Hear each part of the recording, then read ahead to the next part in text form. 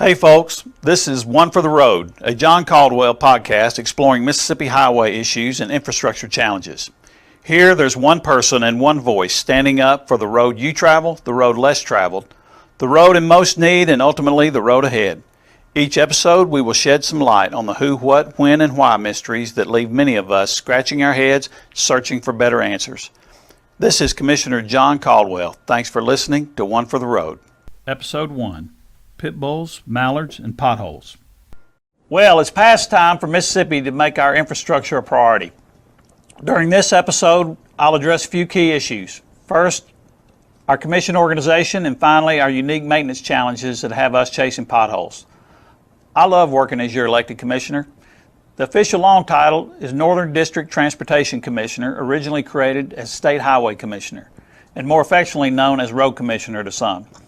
There are 3 elected commissioners who comprise the only elected transportation commission in the nation. The other 2 commissioners are Willie Simmons and Charles Busby, representing the Central and Southern District respectively.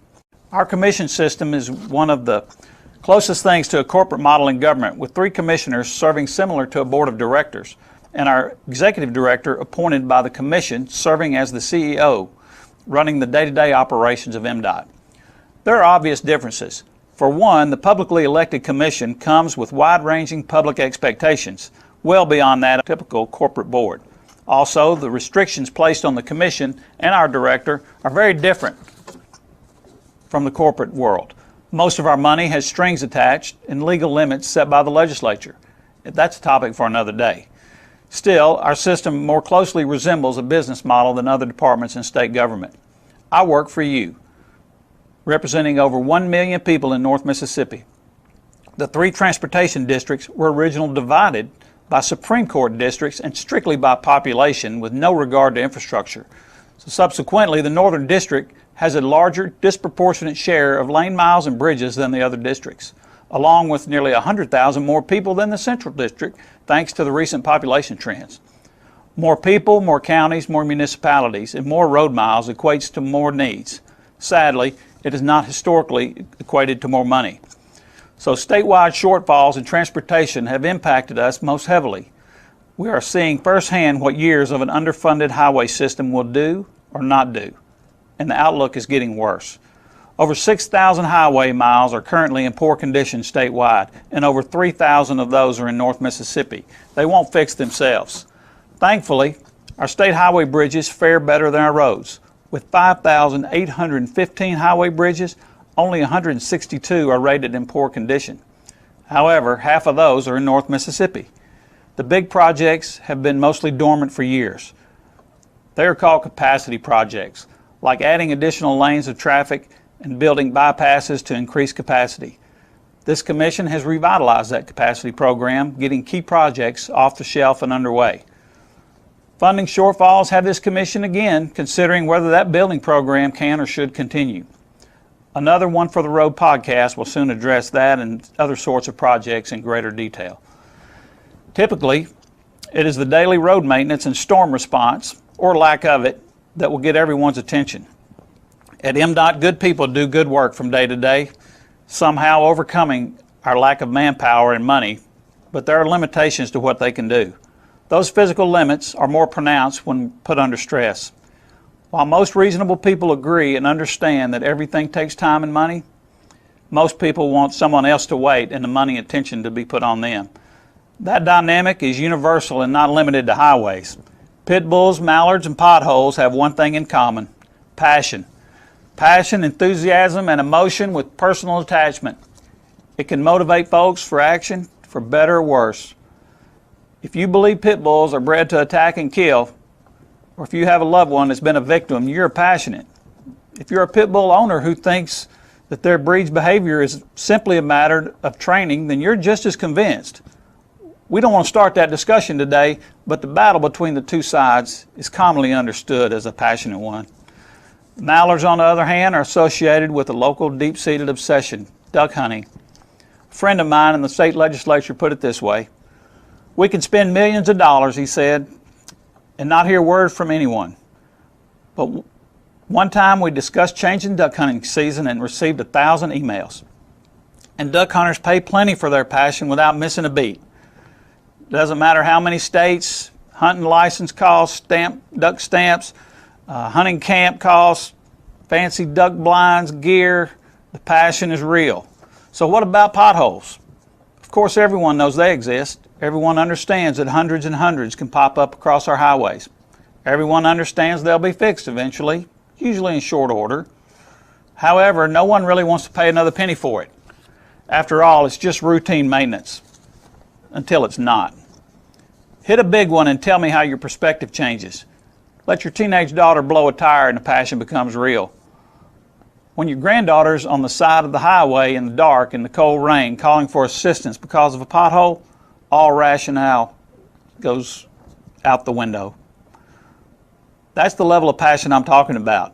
From cruising our highways with casual complacency to bam, instant passion, comparable to that of the mallards and the pit bulls. I guess the difference in the three is pothole passion fades more easily and the appetite to pay for it is less. As more and more miles are driven without hitting anything, those once elevated emotions fade. Maintaining our highways is really a simple task, but a difficult one. Practically impossible without the funding to do it. Without adequate funding, including the authority for better pay for our MDOT workers, we will fail more often and experience fewer success stories. First, we must set higher standards and reduce the number and percentage of bad highway miles.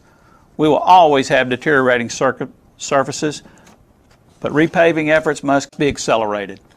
Money is not always the answer, but when it comes to paving more miles of road, money is the answer. Everyone and everywhere we're able to pave, the good people look around and say, why did we stop where we stopped? The road is bad beyond where we stopped, so why did we stop there? We stopped there because that's where the money ran out. Several years ago, the legislature approved a diversion of a flat $80 million in lottery funds just for a limited time, and our Transportation Commission dedicated those funds to paving. Since then, paving costs have skyrocketed much faster than national inflation rates. So we do less every year with the same money. Our total paving budget is about $400 million annually. Our annual maintenance expenditures are $400 million short of the actual highway needs. That's why so many Mississippians observe that our road needs are there without seeing those highways on the paving schedule. In the meantime, we need to be quick to repair any and all bad spots. In order for us to respond to emergency needs, we need fully staffed and equipped maintenance crews. In DeSoto and Marshall counties, for example, we have tried to maintain highway rights-of-way with less than a half a dozen workers in the two counties combined. Both counties rate over a dozen workers each. In Clay County, we had 0 workers from April through August of last year. County crews from the other counties were already short-staffed, but they came to the rescue and helped those counties in the most need.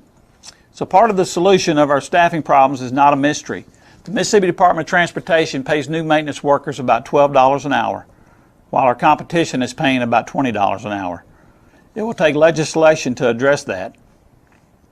Simply pass a law that empowers the Commission to set the pay rates at MDOT, or pass a law to raise their pay. It's not a complete fix, but there's no fix without it. In future episodes, we'll take a look at the good, bad, and the ugly, including the plans, the people, and the projects that may or may not be. Thanks, y'all, for joining us today. Thanks for listening to the podcast, and we look forward to seeing you on another episode. Episode 2, Show Me the Money. Welcome back. This is our second episode of One for the Road with John Caldwell. During this episode, I'll take a look at the good, the bad, and the ugly of Mississippi highway funding.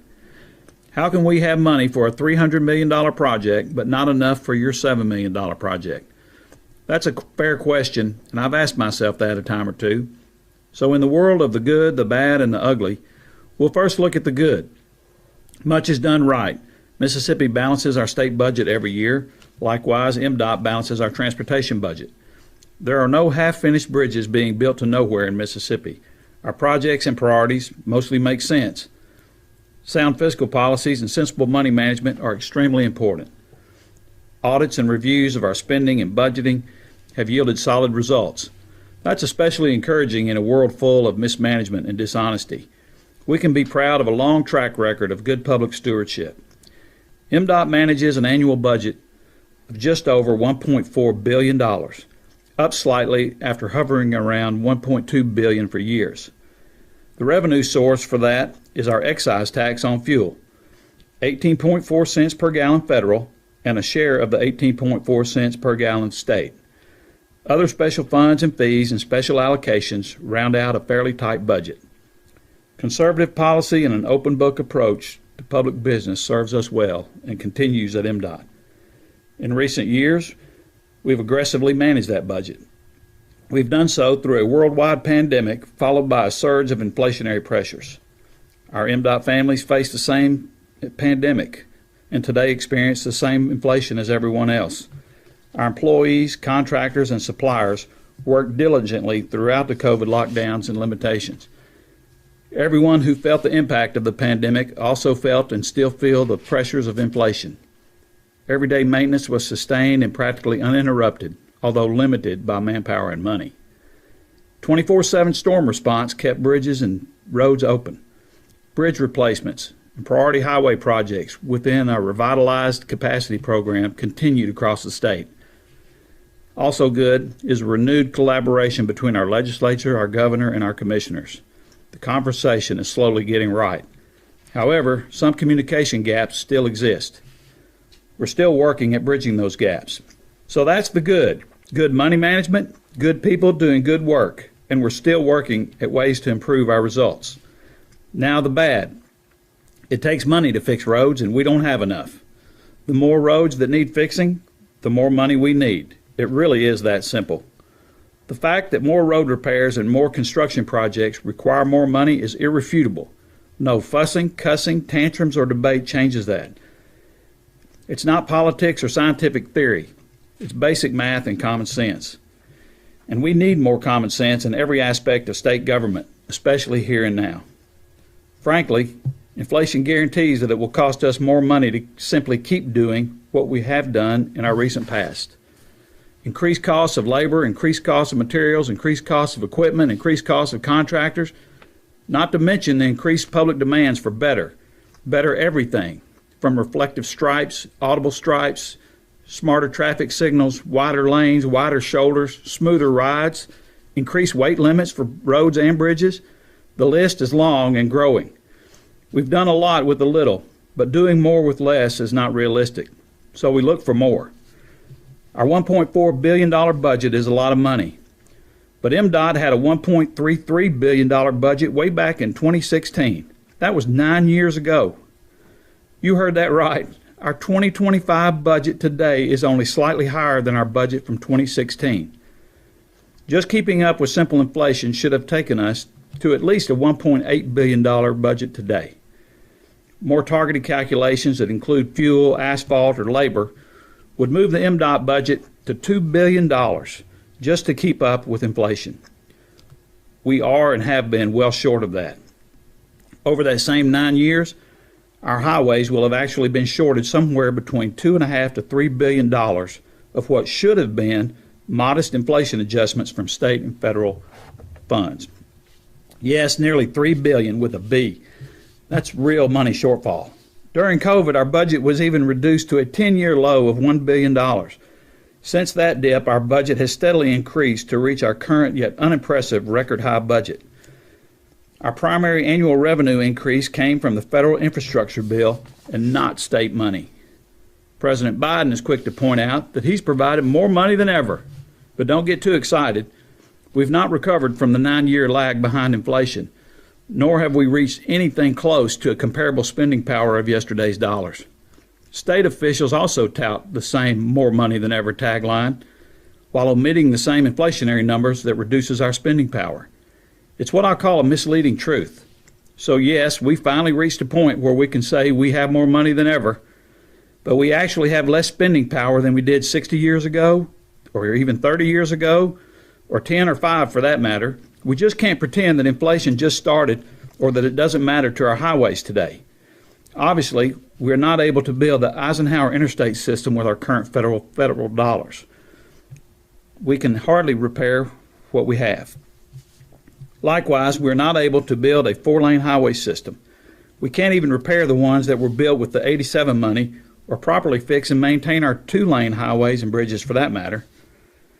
The state contribution has most recently come in the form of one-time monies for a few choice projects.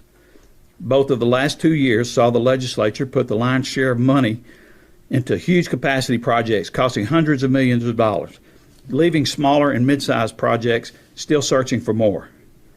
That's the primary reason we're able to see large projects funded while much-needed smaller projects are still in limbo. If things don't change, we will continue to build big projects while waiting and watching for enough money to begin your small project. You may be surprised to know that MDOT one-time money for highway construction from last year was more than this year's commitment. In other words, we got less capacity money added this year than last. And even that year, with the most one-time money the state had, MDOT received $45 million less in maintenance and paving. It's hard to plan with numbers going up one year then down again another year. If that sounds confusing to you, you're not alone. Try to make plans with that reality. It's much like a low base salary with bonuses that fluctuate. We need to fix that soon. If you remember, in the Hollywood movie classic Jerry Maguire, actor Cuba Gooding Jr. played a character named Rod Tidwell. Tidwell was a pro footballer, a wide receiver seeking more money in his salary negotiations. He encouraged his agent, Jerry Maguire, played by Tom Cruise, to show me the money, referring to his pending contract renewal. He repeated it often, show me the money. Each year we keep looking for a multi-year contract renewal too. In the movie, Rod got his. In real life, we're still waiting. So talk is cheap. It's time to show me the money, and not at the end of a legislative session in one-time amounts from whatever's left. Show me the money early in real recurring revenue, a multi-year contract, if you will, that we can project and use to move Mississippi forward. An undesignated portion of the current internet use tax would be a good start, and it would not take from designated funds from anyone else. It also would help diversify our revenue stream. Plus, it would not require a tax increase. We're still on yesterday's funding plan today. We're playing under the old contract. We need a real commitment for tomorrow. So that's the bad. We're still short money. And even with all the time money that comes and goes and rises and falls, and with the legislature selecting the community winners and losers, the push continues. So the good again, we manage limited money well. The bad again, the money is short of our needs. The ugly, the process and politics in Jackson. So that's the good, the bad, and the ugly of transportation in a nutshell. On our next episode, we'll explore more of the ugly, the process, and the politics. So plan to join us next time, and we'll talk more of the Jackson politics and how that affects what we can or can't do for your favorite highways. Episode 3, Don't Pee on the Electric Fence. Welcome back. This is our third episode of One for the Road with John Caldwell. During this episode, I'll finish our look at the good, the bad, and the ugly of Mississippi highway funding. If you remember from last time, we identified the good as our ability to manage limited money well. We acknowledge the bad as our lack of adequate revenue for maintaining and improving our highways and bridges, especially as it relates to inflation. We barely mentioned the ugly, the process and politics of Jackson, Mississippi. That's the bottom line up front, the good, the bad, and the ugly of transportation, if you will. So let's take a deeper look into the ugly, Jackson, Mississippi politics. This won't be a political bashing time. After all, politics is just people, and people are just people. In North Arkansas, there is a bumpy old dirt and gravel road that local Democrats named Republican Highway. It was always good for a laugh, unless you lived on that road. To me, it's not so funny anymore. It's too close to my reality. Mississippi Republican politics should not leave us with bad roads and less hope for future funding. That can't be our legacy. Republicans took control of the Mississippi legislature in 2011. Soon, the party of Lincoln held supermajorities in both houses, while GOP put back-to-back-to-back two-term Republicans in the governor's mansion. And yet, infrastructure, a core function of government, essential to long-term economic development, moves further behind on the state's priority list. Democrat priorities, such as Medicare expansion, marijuana, health care, political correctness, politicians' pay, public education, and public retirement bailouts lead the way in Jackson. And now hundreds of millions of dollars of small local pet projects round out each legislative session. And Some people call it the Christmas tree bill or the vote right bill or even the prize patrol legislation, picking the winners and losers based on politics rather than priorities. Does that sound like Republicans? At least we've managed our state overall finances like good Republicans, much better than the tax and spend party that had control before. We're not the same. Now's the time to show the rest of the country and the world, as well as our friends and neighbors here in Mississippi, what Republicans and leadership can do. It's time to better maintain, improve, and build our state's infrastructure to serve our citizens and to prepare for the next generation of opportunities. We need current state leadership focused on it now, not just the next group running for statewide office during election year. We need action and leadership without delay. The AHEAD 4-lane program back in 1987 wasn't perfect, but it was mostly funded. However, it never was finished, and it did little to ensure adequate maintenance of the larger failing highway system. It really didn't see beyond its implementation. Next, Vision 21, the plan from 2002, was nothing but a legislative wish list codified into state statute. It was not just underfunded, but unfunded. It provided zero new revenue to do anything. Vision 21 may have done more harm than good. Decades later, it's the best we have, and that's pitiful. We've already begun state fiscal year 2025, and there's no new infrastructure strategy today. Certainly, no funding mechanism to adequately maintain our highways. Status quo will not do. Sometimes I think the staggering numbers simply leave everyone speechless. Estimates, such as an additional $450 million annually for maintenance, gets casually reduced in our capital city discussions or dismissed totally without regard for our actual needs. To keep our capacity program alive, we need an additional $250 million annually as well. These huge numbers are based on actual costs of fixing actual highways and bridges. That construction estimate for building additional highway capacity doesn't even begin to build out the Vision 21 plan. It only touches the surface of adding lanes or building bypasses in select areas of need. Frankly, if inflation continues and we continue to fall behind, we'll need to up those numbers soon. So now what? Well, according to Will Rogers, there are three kinds of men. The ones that learn by reading, the few who learn by observation, and the rest of them have to pee on the electric fence for themselves. Let's not pee on the electric fence. Let's learn our lessons now. We have a choice and an opportunity today, but our window is closing to learn without some real pain. We really need to open our eyes and ears and take the necessary steps to help ourselves. We must maintain and build our infrastructure for a better Mississippi tomorrow. So the good, the bad, and the ugly remain as we go forward. There's plenty of good work going on with good people working for solutions at MDOT, in the legislature, and across our state leadership spectrum.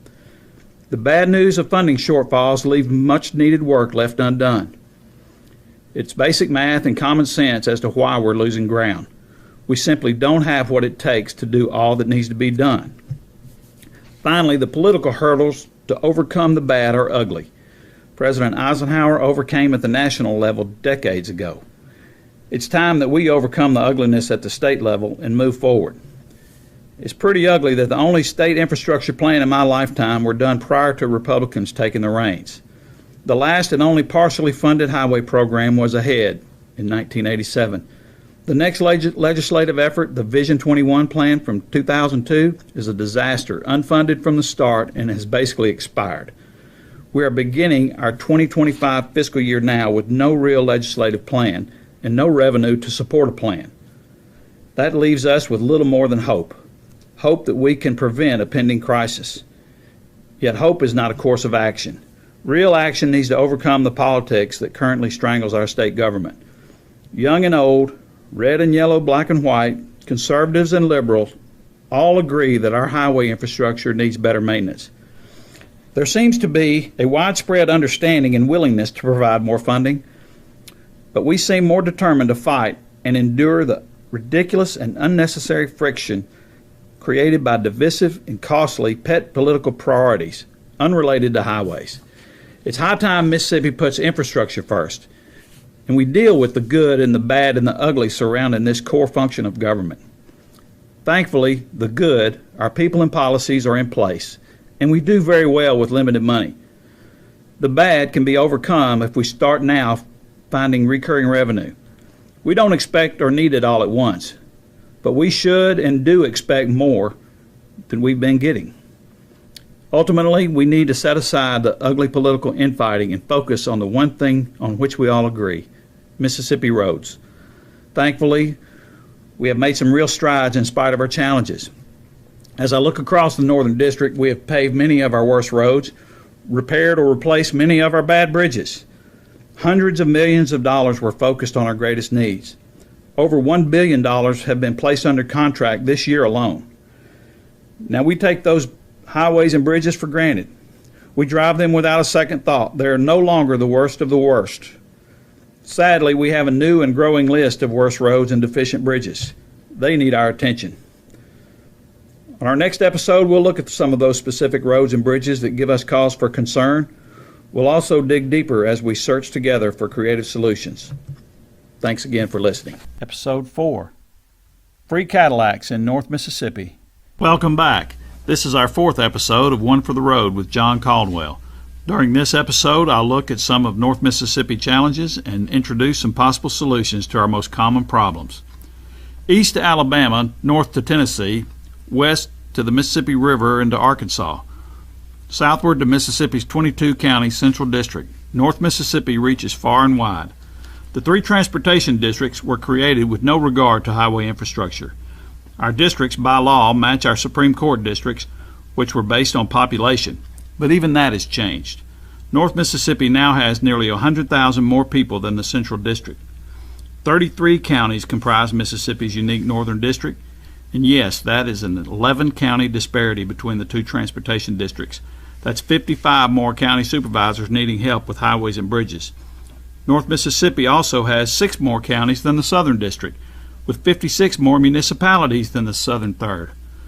That's 56 more mayors and boards of aldermen wondering about their highways in northeast and northwest Mississippi. More importantly, North Mississippi has more highway mileage, 2,000 more lane miles than the Central District. Consequently, North Mississippi has the most needs.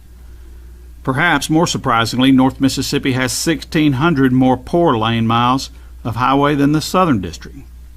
In other words, if we repaved an additional 800 miles of our poorest 2-lane highways, or 400 miles of divided 4-lane in North Mississippi this year, we'd barely catch up with Mississippi's 27-county Southern District in terms of poor highway mileage.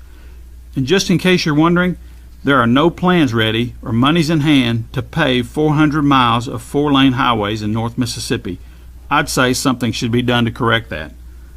North Mississippi also has over half of the state's poorly rated bridges, rather than a more proportionate share as one of 3 districts. So instead of a more equitable 33% or so, we have 52% of MDOT highway bridges that are rated in poor condition.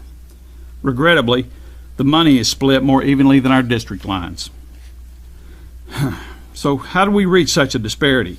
Perhaps more extreme cold and ice paired with extreme heat in the summer hurts our northern Mississippi roads more than it hurts further south.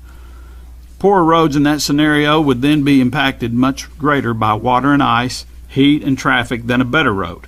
In other words, the worse shape we're in, the worse it gets. This compounding of the problem spread out year after year would explain some of it.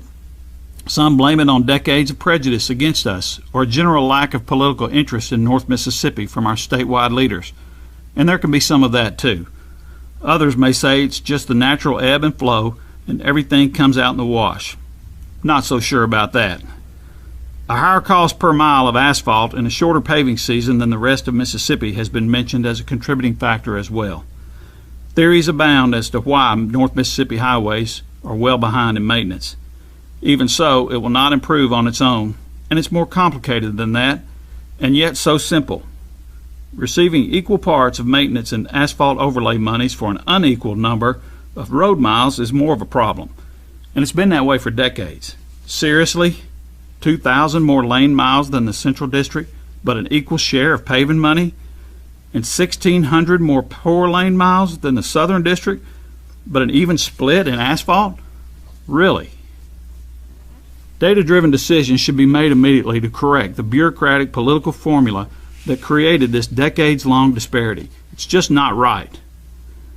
Certainly, it would sound absurd to recommend 11 counties and 2,000 miles of highway be shifted out of North Mississippi and into the Central District without any change in the distribution of highway funds. But that's exactly where we are today, and North Mississippi suffers the consequences. Lottery money has been distributed into equal thirds. ARPA paving money has generally been split to equal thirds. Not exactly data-driven. Some pools of MDOT money even have larger shares spent in the two smaller districts with fewer highways and bridges. So what does that mean to us? Does it even matter? It matters on Highway 72 in Tishomingo County and Alcorn County. It matters on Highway 45 and 45 alternate between Tupelo and Columbus. It matters on Highway 82 from New Hope to Itta Bena. It matters on Highway 302 and 305 and 49 and 69, I-22 and I-55. On rural highways like 3 and 4 and 8 and 9 and 12, and along highways like 25 and 30 and 35 and 50 and US 51. From Noxapater to Alligator, it matters. Over 10,000 lane miles of highways matter. Too many of these highways and other highways in North Mississippi have large sections of road that are rated in poor condition. We have let some of them go so long and get so bad that the fixes are now much more expensive than they would have been if we'd have just taken care of them in the first place. Full-depth reclamation costs underway on Highways 32 and Highways 316 are high and a direct result of long-term neglect specifically related to our funding shortages. Other highways across North Mississippi are facing the same extensive and more expensive maintenance efforts.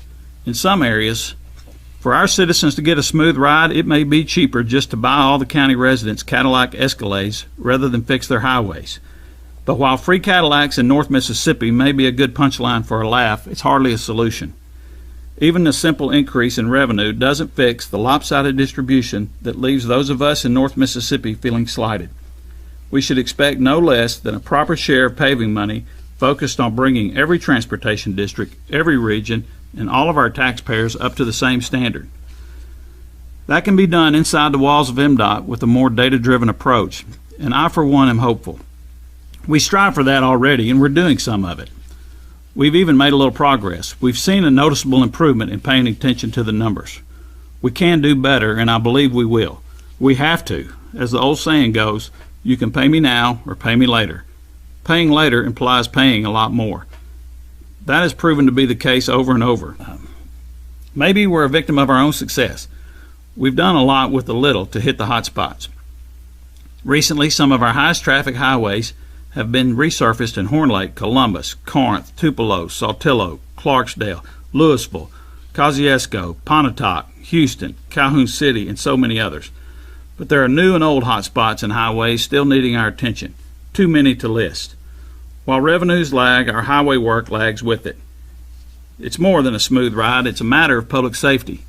So whether you drive a Cadillac, an old Chevy, a Harley, a Hyundai, or a Peterbilt, we're striving to improve your ride with better and safer highways and bridges.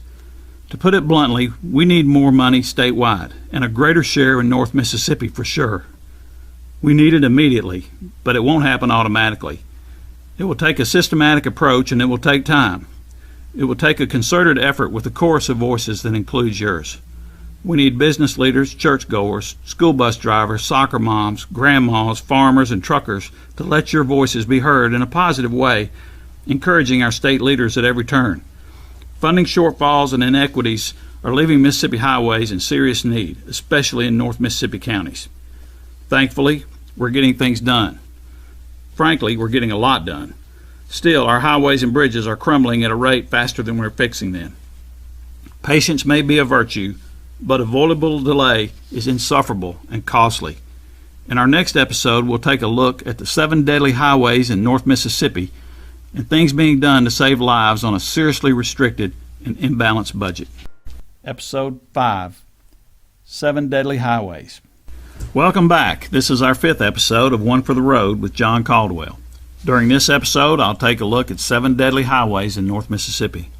We're not trying to tag any particular stretch of highway as the deadliest or most dangerous, but lives matter, and not looking at these and other highways would just be wrong. So here we go. Many highway fatalities involve driver error, weather conditions, or some other factor unrelated to the highway geometry or service conditions. The causes and circumstances vary greatly. If you listen to the safety folks, and we should, almost any accident of any kind is preventable. Yet we continue to experience too many injuries and fatalities along our Mississippi highways. Motor vehicle collisions happen at random places and times, as well as the usual suspect locations by common causes. It is no mystery that speed kills. Buzz driving is drunk driving. Friends don't let friends drive drunk. Watch out for cyclists. Stop for school buses. Cell phones down. Buckle up. Drive smart. All the safety slogans in the world still rely on drivers making good decisions. At MDOT, we work hard to build and maintain a safely integrated and highly efficient intermodal transportation system. If safety, our number one priority, was our only function, we could save many more lives by simply reducing all of the highway speed limits to 25 miles per hour. But we are ultimately tasked with being efficient while moving people and cargo from place to place. So as the function of safety meets the need for efficiency, we find ourselves in unavoidable conflict across the intermodal spectrum. Our traveling public experiences variable conditions and different levels of safety along each and every mile of our highways and byways. There's always risk, but we try to minimize it. We sadly have the worst per capita motor vehicle fatality rate in the country. The most current data shows Mississippi with 23.9 deaths per 100,000 population. That's nearly double the national average. Now that includes the motor vehicle crashes on county roads, city streets, and not just highways, but we have to pay attention. We're all in this together, but simply counting fatalities by highway and by county can be misleading. Most understand that highways in different counties may have similar traffic counts, but the number of linear miles between counties can be hugely different. Likewise, the number of miles can be close, but the traffic count can vary. For example, I-55 in DeSoto and Montgomery counties each have more than a dozen miles of interstate highway. In contrast, North DeSoto is pushing 90,000 vehicles a day average, while the traffic count in Montgomery County is about 15,000 a day. Emotional values are even harder to measure. Every fatality is tragic and personal, yet emotions and headlines may overshadow the numbers. Certainly the outcry because of fatalities along Highway 7 in Lafayette County is certainly understandable and worthy of an urgent and laser-focused effort. Highway 7 is well known for being dangerous, but it is not on today's list of 7, nor does it have the highest fatality count in the state or North Mississippi or even within its own county. Actually, Highway 6 has more fatalities within Lafayette County. It's just hard to compare stretches of highway when you try to consider all the variables. Still, the numbers and trends can help us as we try to make our highways safer. As we look at 7 deadly highways in North Mississippi, you'll see a pattern developing that involves higher traffic counts and higher speeds. Each of these routes traverse a half dozen counties or so through North Mississippi and beyond. Each one presents unique challenges. We must account for crowded and overcrowded highways. We also need to deal with speed, flow, and conflict points and other manageable factors in excruciating detail. That is exactly what some of the MDOT engineers do every day. Their efforts and successes in saving lives often go unnoticed. Quietly, behind the scenes, they make a difference. Some of the lives they have saved could have been yours, mine, one of our family members, as well as any number of our friends and dear neighbors. Fatality counts used in this podcast stretch over 9 years, and like most statistics, they are a few years old by the time they are tallied. If we get any updates to these numbers that prove to be significant on your closest highway, we can address them on a future episode. It's no surprise that I-55 has the most fatalities of any highway in North Mississippi. With daily traffic counts approaching 90,000, it would stand to reason. Frequent wrecks, from minor to major, create large backups and more wrecks. I've personally worked multiple wrecks with fatalities on I-55 in my former days as a Nesbitt volunteer fireman. Like many of you listening, I've known a number of friends, family, and neighbors throughout my years that have died on local roads and highways. Each one tragic, and each one where a couple of seconds would have made a difference. It hurts even this moment to remember, but we should remember. The first dangerous highway on our North Mississippi list is Interstate 55 with 126 fatalities in a 9-year period. That's more than one a month. 42 of those fatalities were in DeSoto County section of I-55. I-55 has been the highest traffic corridor in North Mississippi since it was built. Fatalities have increased since the traffic volume has exceeded its capacity. Second on our list is US 278, commonly known by its state route number, Highway 6. It is recognized as part of a federal freight corridor running from Hilton Head, South Carolina to Wicks, Arkansas, in the southwestern corner of that state. In Mississippi, it recorded 88 fatalities, plus several on the shared Highway 61 section would take that number even higher. From 2 lanes in Monroe County, it's much improved, divided 4-lane sections and then 5 lanes through Batesville, then back to 2-lane rural highway across the Delta to an overlapping section with US 61. This highway has many varied safety challenges in each of the 7 counties it crosses. Conflict points abound, like intersections with and without stop signs or signals, J-turns, R-cuts, private driveways, subdivisions and commercial entrances, crossovers, overpasses, limited visibility hills and curves, not to mention extremely diverse traffic from fast cars, big trucks, slow farm tractors, even bicycles and pedestrians. It will take a significant financial commitment to make it noticeably safer. To start with, I'd love to see some passing lanes along and the 2-lane stretch between Batesville and Clarksdale. Thirdly, I-22 makes the list with 87 fatalities across 7 counties, 39 of which were in Marshall County. Obviously, higher speeds and more vehicles will increase the count on any road. Unlike other highways, there's no cry for stop signs and traffic signals along the interstate after a wreck. Still, we assess each wreck involving a fatality to see if there's something we can do to make it less dangerous. The 4th highway, US 45, counted 76 deaths. If you include the 29 fatalities along US 45 alternate, the fatality rate of this key north-south corridor could rival any highway in North Mississippi. Like US 278, conflict points and variables abound. We're continuing to make improvements along the way and will be watching closely to see if our safety rating improves. 5th on today's list is US 72 from the Tennessee line in Marshall County on through Corinth and to the Alabama line leaving Tishomingo County. This high-speed thoroughfare proves to be extremely dangerous at night with many unlit cross streets and driveways of all sorts. There have been 73 fatalities in the 9-year period.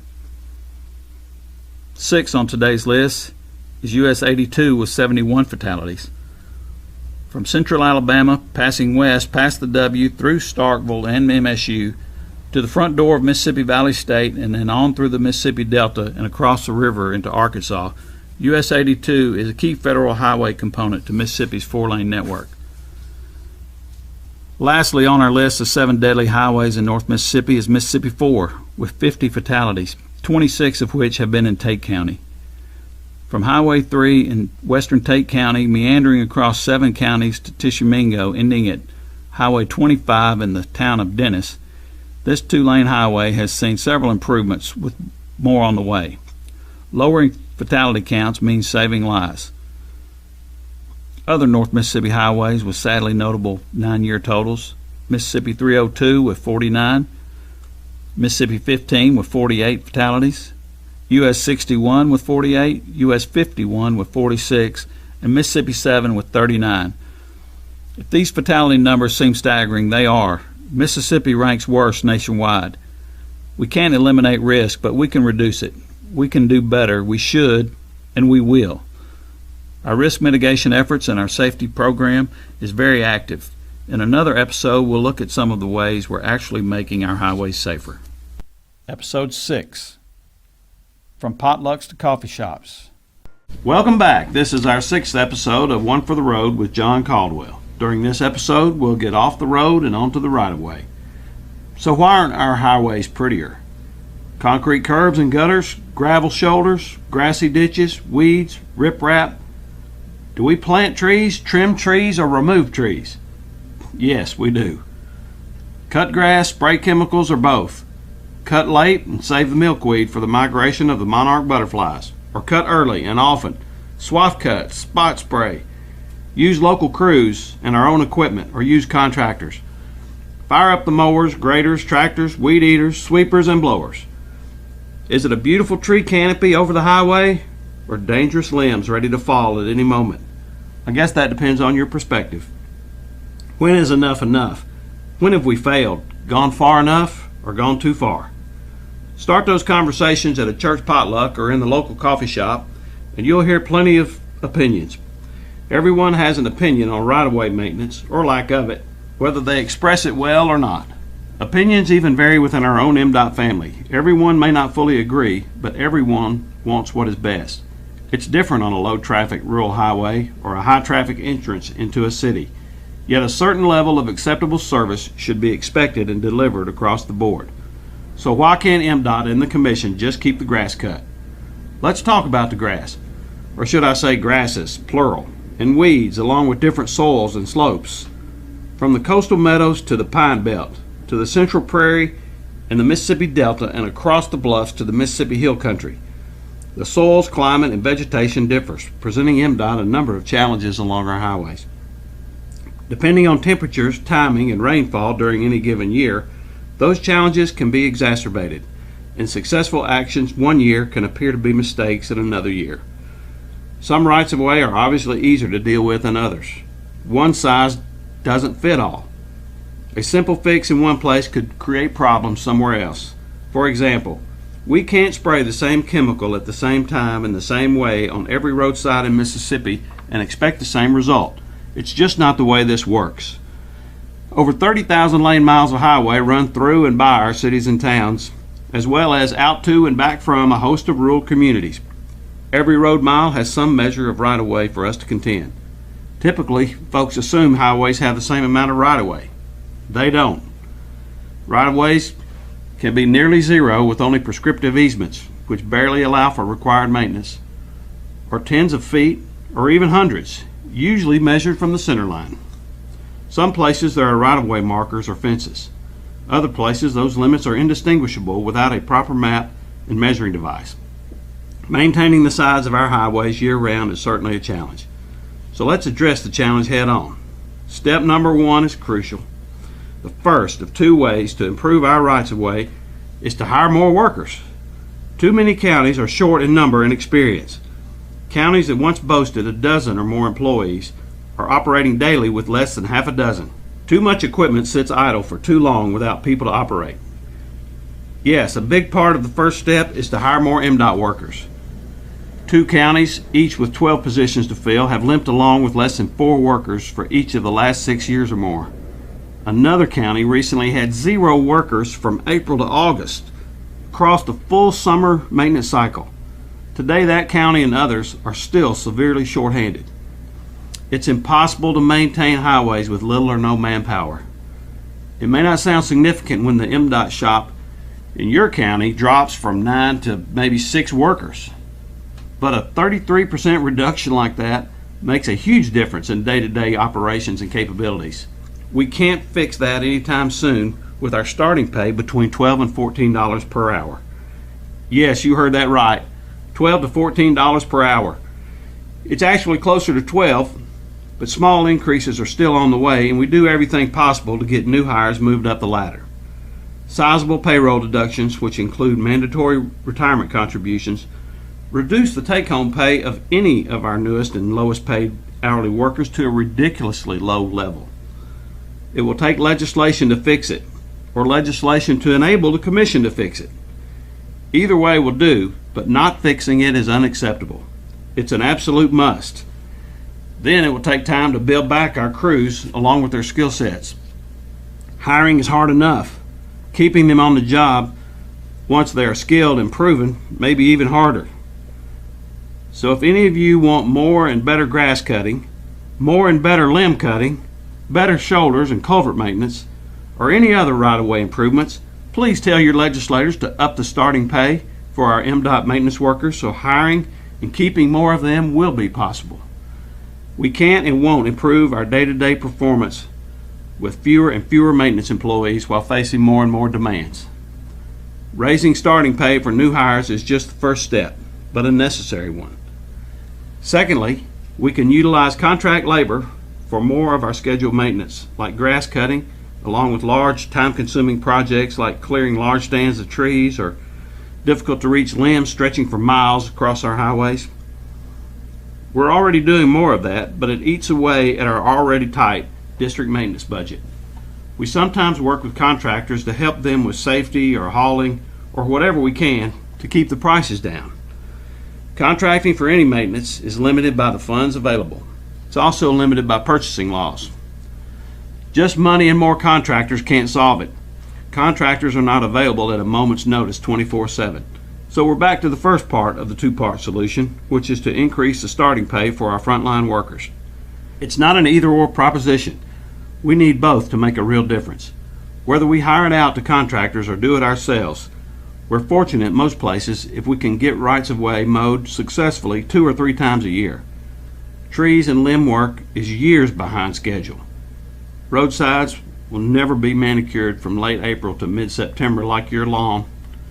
Yet improving grass cutting and other right-of-way maintenance is important. Many of these maintenance activities that we take for granted were simply not funded by the recent federal or state increases that make headlines. So when you hear MDOT has more money than ever, remember it doesn't include new monies for the basic roadside maintenance that we desperately need. Specifically, federal increases apply only to certain highways and not all state highways. Plus, federal funds are broken down into smaller pools of money and limited to specific types of projects, which many times may not include roadside maintenance. Moreover, the increases from the state have been mostly pre-designated for high-dollar capacity construction projects and not taking care of right-of-way maintenance. So years of inflation ensure that in terms of maintenance, we get less done with the same money, no matter how you slice it. Both ways of improving our roadside maintenance will require more money. However, the money simply isn't there for us. Oh, it's available, just not to MDOT. Much has gone in other directions. Many of those increases in other areas of government, unlike state supplements to MDOT, are perpetual and will continue year after year. MDOT will start at zero again this budget cycle and hope for an additional allocation, preferably in recurring revenue. Any new revenue sources to help with maintenance and much needed pay raises will once again depend on a substantial commitment from our state legislators. Conversations are ongoing with the legislative leadership in the Mississippi House and Senate, including the Lieutenant Governor and Governor. Any recurring revenue must be flexible enough to apply to the critical maintenance of our highways, including our rights of way and higher pay for our maintenance employees. A current undesignated portion from the internet sales tax revenue is one of several ways to do it without raising taxes. Current fuel tax revenues fall short, and hybrids and electric vehicles will begin to further reduce that revenue source very soon. Any solution first takes the commitment of real money, recurring money. So far, the commitment isn't there, but the conversation is finally getting right. Please contact your state representative, state senator, lieutenant governor, or governor to share your concerns with those who decide where the money goes. If you think our highways are fine and should be able to manage with less money, less maintenance, slower response in storms and ice and snow, don't call anyone. There are plenty of competing interests for the same dollars. The leadership will find something else to fund, and we'll continue to do our best with what little we get. Episode 7, the Dollar General Rule. Welcome back. This is the 7th episode of One for the Road with John Caldwell. During this episode, I'll look at some written and unwritten rules around driveway access to highways. Why? Because there's a huge gap in our communications of very specific guidelines and the broader public understanding or misunderstandings. Access rules have been developed over time and with years of experience. They are not necessarily something covered by common sense, and the guidelines are certainly not common knowledge. It is, therefore, one of the most frequent points of direct tension between MDOT personnel and homeowners or small businesses trying to get private or public access onto our Mississippi highways. We want our people and businesses to have access to our highways. They are for everyone to use. However, no one wants a driveway every 10 feet and a large industrial exit dumping 500 trucks a day into an already crowded, even dangerous intersection. So flipping a coin or having an individual decide something different on any given day is not how we or anyone else should do business. Across all the lane miles of North Mississippi, the variables seem countless. Is it access to a farm for a tractor? Is it access for a homeowner or a Walmart supercenter? Is it for a small convenience store with 2 gas pumps or a large truck stop? Maybe a residential or commercial subdivision or a large industrial prospect. Maybe it's a utility access for a water department to get to their own water tower. Is it temporary or permanent? Is there an up or down slope? A ditch needing a simple culvert or something more complicated? What are the sight lines beyond the hill or around the corner? What type of highway access already exists? No access, limited access, or full access? How much road frontage does the property owner have? What's the relationship with other access points or crossovers or road intersections? What are the friction points or safety considerations for vehicles entering or exiting the highway? What about school buses, garbage trucks stopping in that driveway? This short 10-minute podcast could never address all the variables. It would help, however, if we can just get folks to understand that there are many variables and there are policies governing any highway access. It's not a free-for-all. MDOT's 36-page Access Management Manual helps guide the process. Project engineers commonly work with MDOT engineers to ensure compliance for commercial and industrial developments, as well as large-scale residential subdivisions. The confusion often comes when individual homeowners or small businesses or builders which do not typically interact with MDOT begin a small project with the wrong assumptions or poor advice. First bad assumption is usually that there is some sort of highway access already permitted when there's not. Possibly there's a permitted access from the highway to a pasture. That permit doesn't translate to access for commercial development. Likewise, a private residential drive can't be assumed to be used later for an industrial truck entrance. Interstates and divided highways with well-managed right-of-way fencing are usually understood by everyone as no access. But other sections of highway may cause confusion. After all, highway types and access limits are not clearly delineated with signage, so misunderstandings are understandable, especially when approved or unapproved exceptions are in plain sight. Remembering the unwritten Dollar General rule can help guide you. If your development access is for something larger than a typical Dollar General, then you can expect to have your engineer provide our MDOT engineers with an independent professional traffic study and a detailed hydraulic analysis at your cost, plus additional information depending on the location. If your development is smaller than a typical Dollar General, then you may be able to get by with something less onerous. Still, there will be questions about who, what, when, and why aspects of any access application. All applications must be written. Phone calls are important, but only dated written applications can be tracked and approved. Applications are sometimes submitted by the property owner, the developer, or the project engineer. It's best if the property owner is the applicant of record. Clear communication early and often helps. Knowing the jargon or MDOT terms is not necessary. Plain English works best. Then, if the project is large enough, the engineer-to-engineer dialogue is needed. Just remember, engineers on either side of a request are notorious for waiting on a return response from anyone and prior to doing their part. They and we will leave you with an open-ended comment in a conversation. That leaves everyone waiting endlessly on each other. This is not meant to criticize, but to remind all of us that you and I are responsible for follow-up with those in the middle of any communique or project. If you are waiting on a reply, call back. Email again. Call to see if the email was received and understood. Read and reply to emails sent to you. I can't count the number of times I've been told by someone they are waiting on us. But when I follow up, we say we're waiting on them, sometimes for months. In those cases, it's hard to blame only one side of that. Remember, if the request is not written, there is no request. Approval or denial is made upon written requests.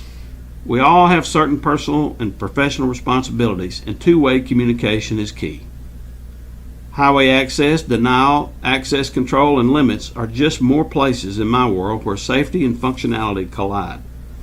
Most of any friction around access is often simple miscommunication.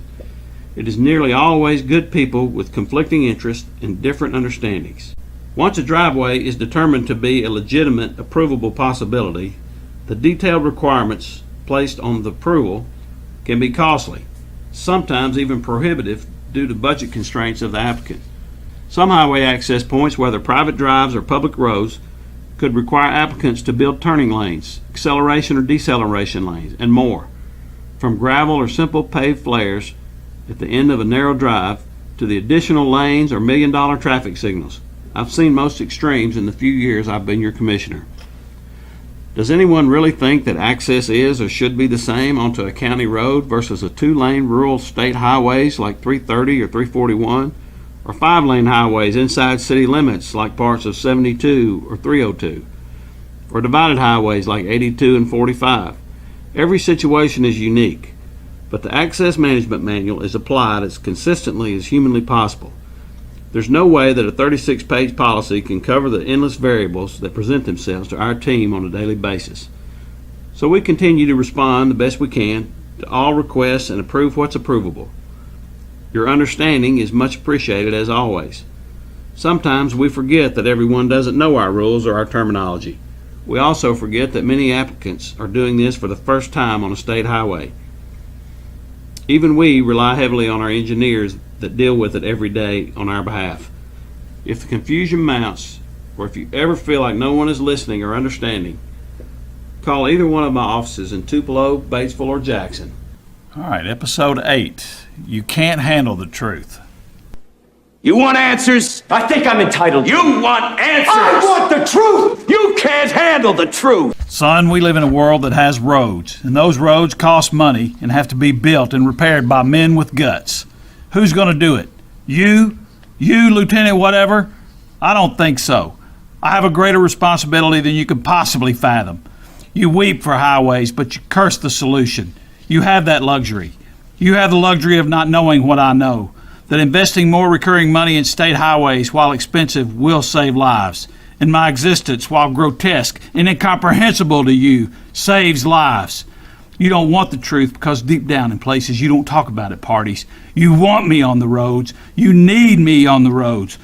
We use words like safety, commitment, priorities. We use these words as the backbone of a life spent building something. You use them as a punchline. I have neither the time nor the inclination to explain myself to those who rise and sleep depending on the reliability of the very infrastructure that I provide, and then questions the manner in which I provide it. I would rather you just said thank you and went on your way. Otherwise, I suggest you pick up a shovel and hit the road. Either way, I don't give a damn what you think you are entitled to. Well, in this episode, I will look for some transportation funding facts, truths, if you will, concerning the funding levels of the Mississippi Department of Transportation. So just like in the movies, political theater can be used to make a point. Fancy books, personal blogs, timely podcasts, well-crafted letters, news releases, press conferences can all help or hurt with messaging. All of them are just ways to communicate. Still, even the most awkward communications are better than no communication. So let's keep our sense of humor and remember that we're all in this together. In the transportation world of the Commission and the Mississippi Department of Transportation, there are opinions and there are facts. Let's start with the facts. Fact: Mississippi highways and bridges need better maintenance. Fact: Mississippi has a shortage of MDOT maintenance workers, and we can't correct that with $12 to $14 per hour in starting pay. Fact: Mississippi has highway bridges that are closed and others posted for low weight limits. Fact: Mississippi has highways with traffic volumes beyond acceptable and safe limits. Fact: Mississippi has some of the most dangerous roadways in the nation based on traffic fatalities.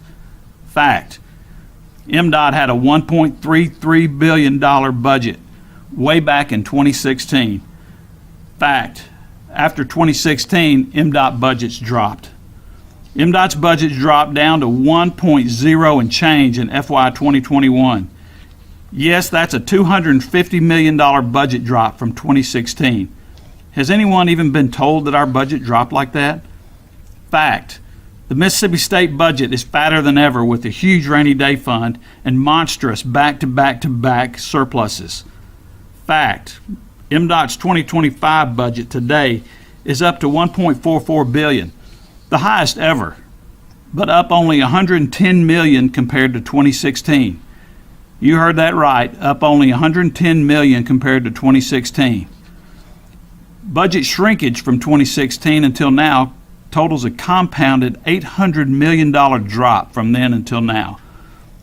Those numbers I just read don't factor any inflation or lagging fuel tax revenue that continues to fall short year after year. It's strictly comparing approved budget appropriations. Fact, if we compute a modest inflation rate from 2016 budget, MDOT should have at least $1.8 billion budget today. Throw in real Biden-Harris inflation rate and our MDOT budget should have increased at least $2 billion annually by now. And yet, will likely remain just shy of $1.5 billion in the coming year. That's an actual cut in MDOT spending power coupled with a critical shortage of manpower.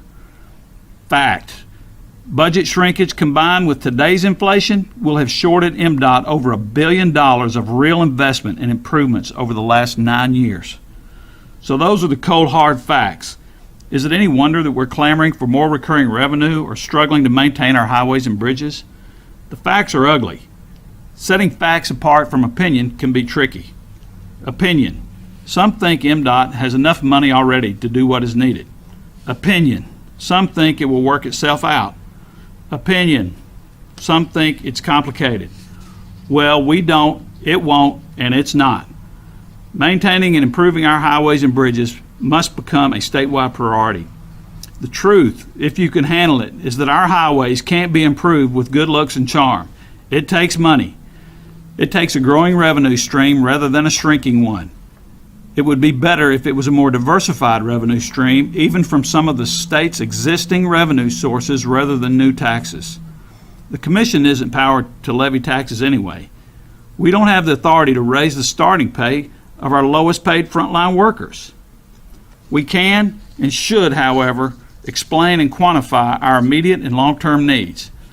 For example, we have reiterated for years the need to raise the starting pay of our maintenance employees.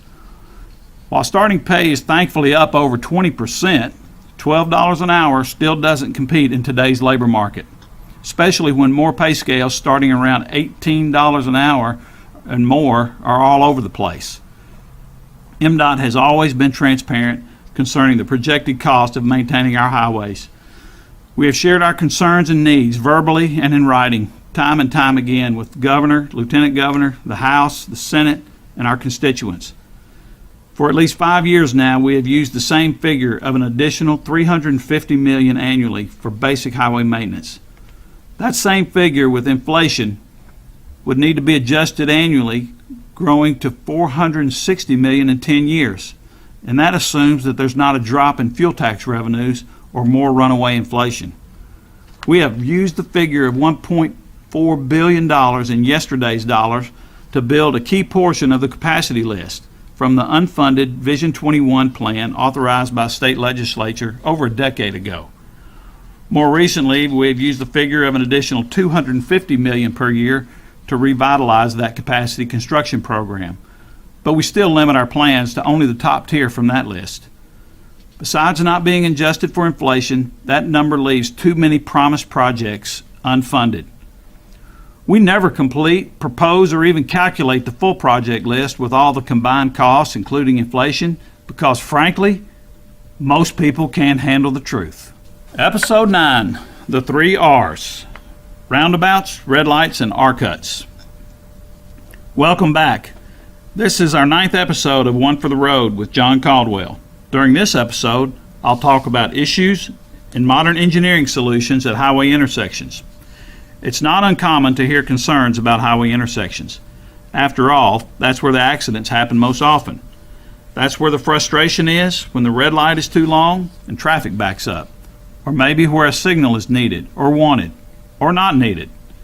That's where we're putting those controversial roundabout circle thingies, not to mention placing median barriers smack dab in the middle of some intersections, which keeps traffic from crossing a certain highway and forcing traffic to make a right turn, U-turn, right turn sequence known as a J-turn.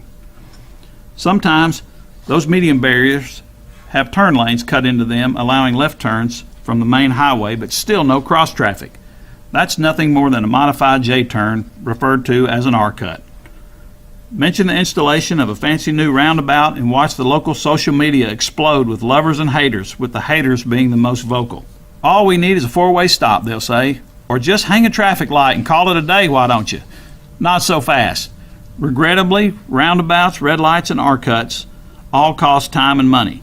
Too much time and too much money. Stop signs cost less, but rarely meet the needs of problem intersections. A solution for one of us creates a problem for another. The following conversation has been had more than once. How much does a red light cost? Maybe $350,000 or so, depending. Well, can we get one for our intersection? Oh, that one will cost $1 million, or take 4 to 8 years. Or I'm sorry, that intersection doesn't meet the warrants. The what? The warrants? Conversation rarely ends well. Obviously, we can't put a four-way stop, a traffic signal, or a J-turn or a roundabout at every place someone has asked for help. We need to make sure the intersection qualifies for some sort of improvement based on actual traffic patterns at each location. There are pros and cons for any proposed solution. It takes a bit of time to get any intersection properly assessed by our traffic division. Sometimes we assess and reassess more than a few times as traffic patterns change. In cases where a traffic signal or some other improvement like a roundabout is warranted, that intersection is moved onto a long list of qualifying intersections. Extra money is not just sitting in a pot waiting on another request. We have very limited funds, so we try to prioritize those based on the need. We then must engineer the proper solution in-house or by hiring private engineers. Even hiring engineers can take us another calendar year and beyond. Often, an environmental assessment is needed before proceeding with engineering. Hiring those guys takes time. More often than not, preliminary engineering will point out that some acquisition of right-of-way will be required. Buying rights-of-way requires professional surveys, more time. Surveyed properties required professional appraisals, more time. Offers are made and sometimes not readily accepted, more time. Many times the appraisal is contested in court. Finally, after the purchase, there are usually utilities to move, which requires utility engineers, crews, and contracts, time, and money in order to relocate them. All the while, final engineering is completed and the project is scheduled based on funds available. Bids are received and hopefully accepted. If accepted, there's more lag time prior to the contractors receiving a notice to proceed, an inevitable timetable for mobilization and construction, and of course, weather delays. Typically, years will pass from the first conversation until any improvement is made. I can think of several intersections across the district that were identified as many as 10 years ago as needing a light or a roundabout or some other improvement, and we are still years away from a solution. Without a doubt, that is my greatest frustration as your commissioner, and I still can't fully digest the reasoning, explanations, or answers that I get when I ask, what's taking so long? It's as if the process tail is wagging the solution dog. Thankfully, we have good folks working to make things happen. They work through the lengthy process and the frustrations most of the time. For those of you who have been fortunate enough to see it happen faster, congratulations. The rest of us are more than a little envious. So let's talk about intersections and some of our options. Even the safest intersections, the ones on our interstates, which are normally miles apart, deal with merging traffic and high speeds and driver error. Any intersection requires some extra attention of our drivers. MDOT engineers are always reevaluating our highways for ways to improve them. Wider shoulders or bridges, longer ramps, better visibility, safer angles, stripes, signage, signal lights, and more. Divided highways with wide medians and partially limited access, typically considered safer too, as opposed to those without medians. But the higher speeds afforded to the drivers can create other safety challenges. Dark, unlit driveways and cross streets along these high-speed thoroughfares can be extremely hazardous, and driver error can be costly. You've heard it, I've heard it. Someone's going to get killed. Yes, you're correct. We can't prevent every traffic fatality. Sadly, there are too many injuries and fatal crashes on our highways. Roadway intersections and other conflict points like driveways are the most common locations. Anytime traffic enters, exits, or crosses our highways, there is risk. As an example, let's take a look at Highway 82. There are more than 70 private driveways and more than 35 local public road intersections just from Indianola to Greenwood, and twice that number between Winona and Eupora. So that's hundreds and hundreds of decision points along US 82 between Greenville and Columbus. Who wants to slow traffic with 100 stop signs? I didn't think so. So can we all agree that we need traffic engineers and basic standards that we can apply as impartially as possible across the state? Any request for a four-way stop, traffic signal, or roundabout is simply a request for MDOT to have our traffic division investigate and determine what is warranted, not what is wanted. Let's look at our options. Number one, the problem with a four-way stop sign is the traffic patterns may not be so simple. It may stop a lot of traffic unnecessarily, not to mention the folks who decide to roll through them.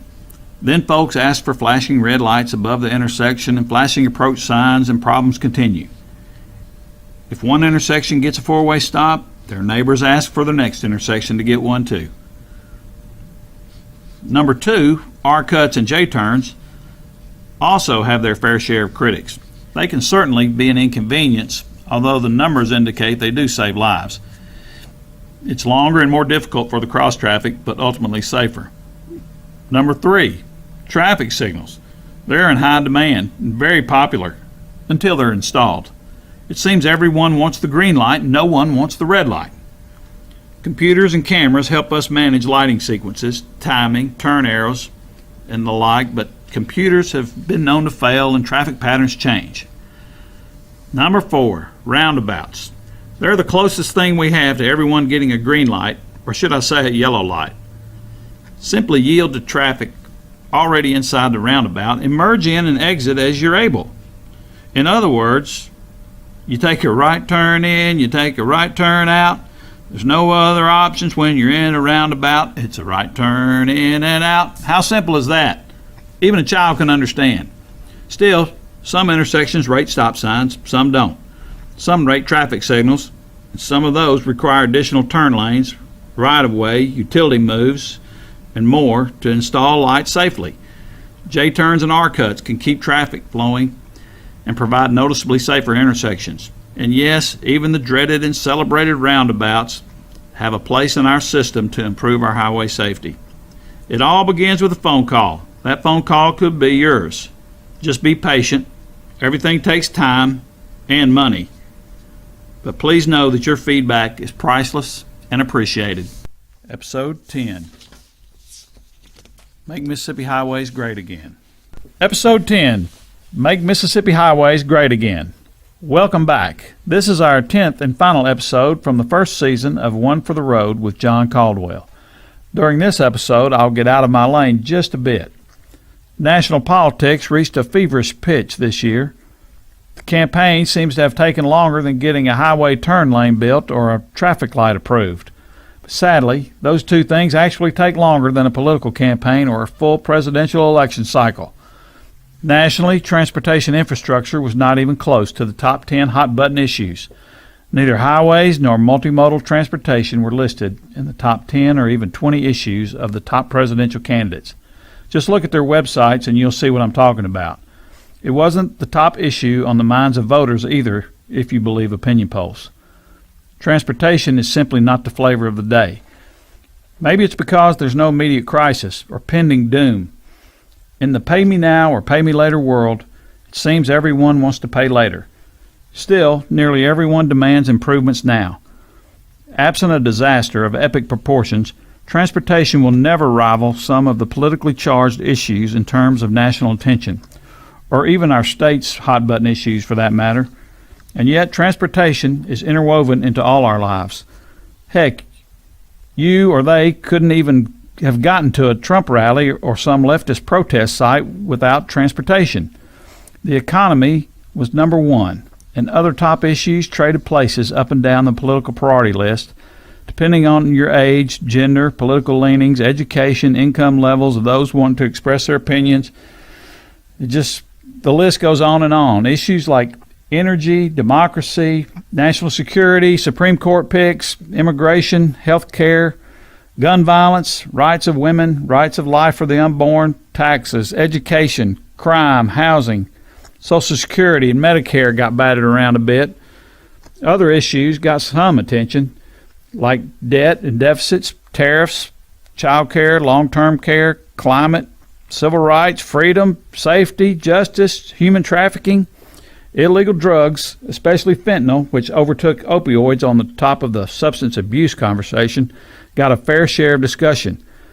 Constitutional issues like freedom of speech and religion, as well as our right to bear arms, were discussed, but maybe not as much as some years. So where does transportation infrastructure fit into the picture? It would seem to be nowhere. Except thankfully, President-elect Donald Trump raised the importance of our national transportation infrastructure boldly in his acceptance speech at the Republican National Convention. And during his long rally speeches, he would mention it too. Other than that, you'll only hear of it if a massive cargo ship takes out a major bridge or if a train derailment includes a hazardous chemical. Then it's a national crisis, until it isn't anymore, and we quickly forget. We go on about our lives dodging potholes and letting GPS reroute us around some of the bigger capacity problems. Transportation, when our republic was founded, hinged on getting people and goods to America. Everything traveled by ship. That was the 1700s. In the 1800s, national transportation infrastructure revolved around westward expansion. Railroads became the greatest means to that end. By the 1900s, cars and trucks demanded more and better roads. Eventually, a national highway and interstate system was envisioned, planned, and built. By the end of the century, worldwide air travel augmented a truly intermodal transportation network of shipping, rail, roads, and air, which pushed phenomenal global economic expansion. Despite fascinating advances in technology, the 2000s have yet to rival previous centuries in defining a better direction for transportation infrastructure, or infrastructure funding for that matter. Our skyrocketing debt and deficit spending makes a transformative national infrastructure plan impossible. It's similar at the state level, except we don't face crippling debt and deficits. Our state debt is minimal and we don't spend more than we can generate. More changes are on the horizon. Electric cars are relatively new, but only add to our challenges. Self-driving cars and trucks will increase the expectations and ultimately the cost of making that viable on our highways. Our highways and bridges and departments of transportation shoulder a predictable burden. Stifling regulations and inflationary pressures need to end now in order for America and Mississippi specifically to move ahead. When the election memories fade and the celebrations and tears are over, we need to get back to the business of improving a deteriorating transportation infrastructure across our great nation. Let's get started in Mississippi. We need more basic maintenance. We need huge projects like a substantial stretch of the proposed Interstate 69, a proposed commercial corridor intended and already authorized by Congress to connect all of North Mississippi from Mexico to Canada through the Mississippi Delta. And we need a lot in between. We have large and small, even medium-sized needs, as well as short-term and long-term challenges. Our vision needs to be all-inclusive, although reality checks will require us to better prioritize, and some things will simply have to wait. Obviously, everything cannot and will not resolve itself. That said, we can't, nor should we, rely on the federal government to make Mississippi highways great again. Our state highways are our responsibility. Many are such that they don't qualify for federal funds anyway. So we must better fund our state highways with state dollars. Yes, that means putting highways ahead of other needs and wants in Mississippi. There hasn't been enough political will to do that yet. My guess is that highway funding remains down the list until it becomes more painfully obvious to everyone. That will be a sad day when we realize that we're not nearly as proactive as we like to think we are. Thanks again for listening. New podcast episodes will be shedding more light on unique transportation challenges across Mississippi. If you've enjoyed this and are ready for more, please hit the like button below, make a comment, place a review, or share this podcast with a friend. And join our following on Commissioner John Caldwell Facebook page. Until next time, slow down, drive in the right lane, and watch out for that pothole.